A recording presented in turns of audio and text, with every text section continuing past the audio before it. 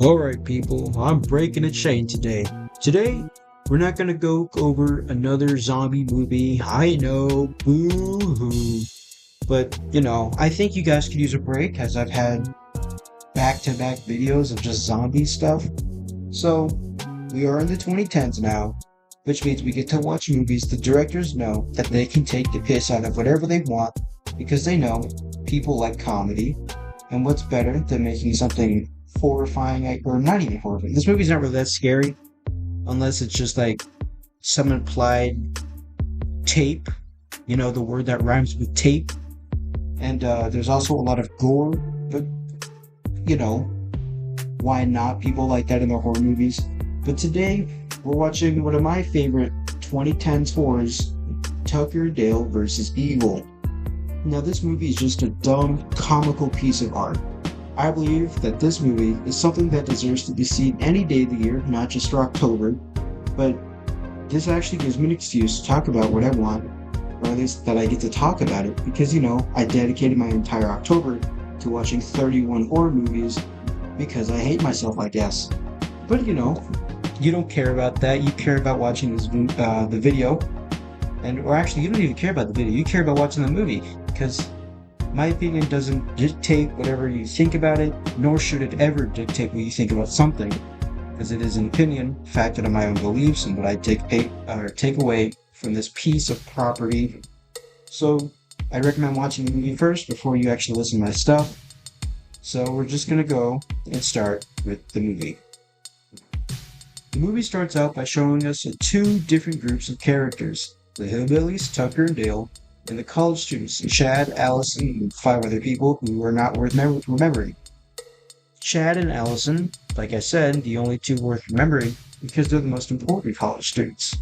We follow the college students first because we see them, we see them almost hit Tucker and Dale when they're on the road. So when Tucker and Dale come by to pass them, they seem menacing and psychotic. But in actuality, they're also just heading to their vacation home so they can do some home renovations. So, it gives them some character and oh yeah, these guys aren't evil, they're just some guys who are doing something. But we cut back to the college students where they realize they have no tasty beer, so they end up stopping at a truck stop to go and get some. Allison meets Dale face to face, and she sees a big old jar of pickled eggs.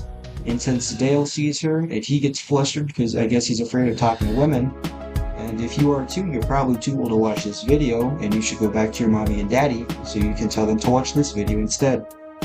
But anyway, he grabs the jar of pickles eggs, which is still a strange thing to make pickled. You know what? Screw talk about the movie for a second. Who pickled eggs? I don't know who ever thought that was a good idea. I don't even care if it's for preserving it. It has to taste disgusting. And I will not try it because I am prejudiced against pickling things other than pickles. That's right, I said it. I'm not going to try it, nor will I ever give it the chance of trying it. Unless I get to 1,000 subscribers, then I'll try it. I'm joking, I still won't even do that. If anything, I'll take more breaks from YouTube. But anyway, back to the movie. Dale leaves the store defeated because he feels like he just scared this poor woman. And he goes back to the truck with Tucker, and he eats these eggs straight out the jar. And he's just looking at them. And Tucker's like, "You should go talk to her, man." And Dale, with his self-doubt and everything, he's like, "There's no way I have a chance." So when he does go talk to her, for some reason he forgets to drop the scythe that he has in his hand, and he walks over there, and he straight up goes over to them and says, "Do you guys like camping?" And he starts laughing like a psycho, and it is so uncomfortable, and it makes everybody else uncomfortable.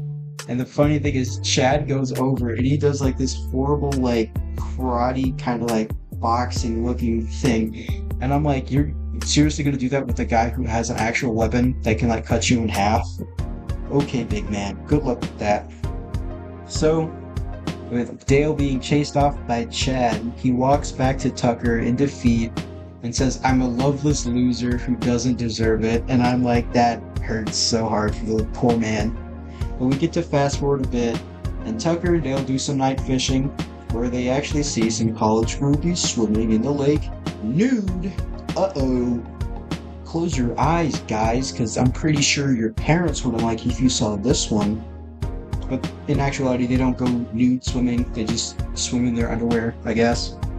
But Allison tries to go swimming and jump into the water, but she's scared by Tucker and Dale because, Tucker's a peeping Tom, and he tries to watch. And Dale, the gentleman that he is, covers his eyes with his hands and tells Tucker that they need to move so they don't, get caught looking.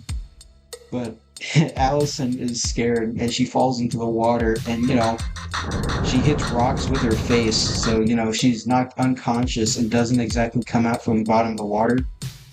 So when Dale goes in to save her, they drag her into the boat, and the groupies that I was telling you about see them do this, and they think that they're kidnapping her. So what they do is they try to plot, and they bum rush this cabin that Tucker and Dale took her to. So when Allison wakes up in the cabin, being treated by Dale the most friendliest way ever, he makes her pancakes, and when she freaks out by him making these pancakes, he says, "I'm sorry, I should have asked if you didn't like pancakes." He goes back to the kitchen and he makes her eggs and bacon. This man even pulls out flowers in a cup just for her. He even arranges them perfectly so it's symmetrical. I think that's pretty cool. But while my boy Dale is having fun with his new friend, Tucker's stuck doing work and saws into a beehive, forcing the bees inside to sing his face and make him flail his chainsaw around. Now cutting back to the college students, they attempt to save her by going over to send one guy over to knock on the door and ask if they have a friend. But instead they see Tucker running around them, the chainsaw flailing like he's Leatherface. He runs through the woods, and this guy who went up to go see them thinks that he's being chased, so he runs too. But by the time he catches up with Tucker, he gets impaled by a tree and he's like, "Oh wait, they're not actually gonna kill me." It's just insane. Now I'm just gonna spoil a little bit. Most of the deaths are caused by them being stupid. So just take their deaths with what you can, I guess. But that's it, I guess, for that guy. But the college students find his body, and then they try to attack Tucker and Dale again while they do some more chores around the cabin. But before they attack Tucker and Dale, we see Dale and Allison beginning to build a friendship with each other, with Allison telling him that she's majoring for psychology at college, and how she was also raised on a farm. So when they start digging a hole for the outhouse, she can manage that just herself perfectly fine. But as I said, the college student thinks she's digging her own grave. They launch an attack on Dale by trying to spear him with a branch, only making himself, Dale, and Allison fall into the hole together, with him dying on top of poor Dale. Then, another attack on Tucker's side starts with one guy trying to sneak up on him with this little corkscrew or whatever to stab him. And I'm just gonna say, Tucker's working with a wood chipper. He doesn't know this guy is here. So when he moves to grab a log, this guy, put two and two together. Okay, guys, I can't sugarcoat anymore. If you don't know what I'm trying to lay down here, you're either too young, too innocent, or you're just not paying attention to what I'm saying. The guy friggin' throws himself head first into the wood chipper and dies. It's so disgustingly gory. The wood chipper has him stuck halfway in, and it stops only when his legs are jammed in, and all it just shows is the viscera and blood shooting out, and it lands on this one poor college girl. It's just nasty.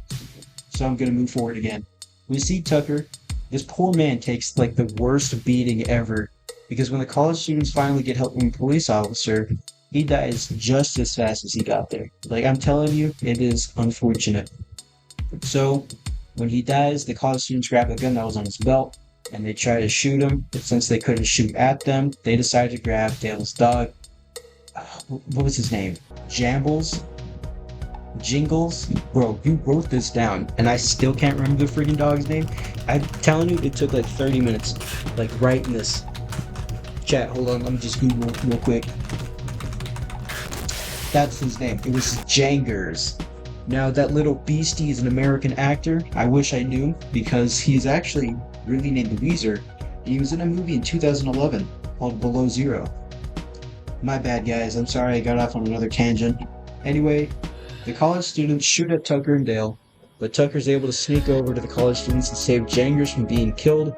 I also forgot to mention they straight up put the gun to the dog's head, and it was so sad. But they didn't kill him because, that would have made any grown man cry. And ooh, I would be so pissed if they killed Jangers just for being a good boy and not biting these people.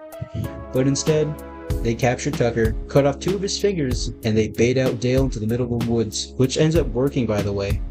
So, with the college students thinking Allison is being held captive, they enter the cabin and try to gaslight Allison into thinking she's got Stockholm Syndrome. But Tucker and Dale barge into the conversation, and they try to be civil with Chad and hold a therapy session between each other.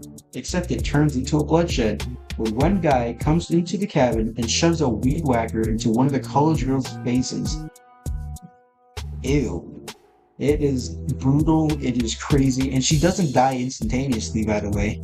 In the scuffle, Chad ends up burning down the cabin, but like I said, the girl who had her face ripped apart by this weed whacker ends up dying by being burnt alive. And it is just horrible, because in this fire, it also kills most of the college students that came with them, aside from Allison, because, she's now hillbilly protected. But when we think that Chad is dead, he comes out of the house like Jason Voorhees from literally any Friday the 13th movie. He makes his way towards the true heroes, Tucker, Dale, and Allison. Unfortunately, they allow Dale to drive, and he promptly crashes this car all the way into I think it was shrubs or something, which is stupid. But it was kind of funny to watch it. But I'm telling you, no one got hurt. Aside from, Tucker, because of course he has to get hurt. So, this leads us to our final showdown of the movie, where Dale straight up runs all the way to a lumber mill after he's been led there by the American movie star Jangers. Dale begins to arm himself, and, he grabs this, I don't know what they're called. They're spikes that lumberjacks put, on their shoes so they don't fall off the trees and logs. But he puts it on his feet. He puts on this crazy belt to hold a hatchet and a chainsaw. It is so crazy. But in the scuffle between Chad and Dale throws his axe at the rope that held down Allison, and he saves her. And I'm just gonna say, for no absolute reason, that scene of where he throws the friggin' axe is shot so hilariously hard. It's something you'd see out of the Matrix movies with how, insanely detailed they put into it, slicing this rope. And I'm like, oh man, this guy is cooking towards the end. It is just so funny. But anyway, after that, they use a chainsaw. They gave Dale a chainsaw to fight Chad, who's using this metal pipe that he just picked up. And it is just a crazy scene. It is something or at least it is a movie, but it's just something you'd see in a Metal Gear Solid game, or Dead Rising, with how goofy it is. But I think it was just so cool. But anyway, Dale flees from the scene and follows Allison upstairs, where they actually discover that Chad is half hillbilly, so all of his prejudice against hillbillies can now be called hypocritical, because he's become what he hates, a hillbilly. So Dale fights Chad one last time and ends up throwing him out of the loft, landing on spikes outside, letting us think he's finally dead. And as the movie ends, we get a nice scene with Dale going on a bowling date with Allison, and the movie cutting to black as he gets to make out with her, also showing us somebody being kidnapped in the background. Now, that's the end of the movie, and I just want to say, shout out to the YouTube algorithm for reminding me about this gem existing in my life. I think it's so funny. There's a mix of wholesome, presence, and it's just horror, and I think it's a perfect mix for a good time. Well, I think it's time for me to end this video as well, so, as always, I hope you enjoy. Bye.